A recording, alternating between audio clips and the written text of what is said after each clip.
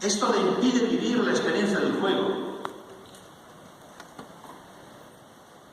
El juego es una experiencia muy especial y que vale mucho. Es seguro que jugando los niños desarrollan mucho más que estudiando. Siempre nuestro maestro Brunner decía que un niño, cuando entra por la primera vez en un aula escolar, ya desarrolló más del 80% de sus capacidades, de sus potencialidades. Esto significa que después vamos a trabajar sobre residuos, sobre poco. Con esto no digo que la escuela no sea importante, es muy importante. Pero lo que ha ocurrido antes es más importante aún. Porque allí, en los primeros días, meses y años, se ponen los cimientos y se hace jugando. Y si no hay cimientos, no se construye.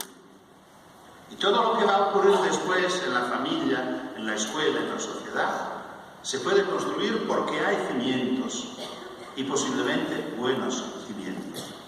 Y estos se construyen fuera y juntos.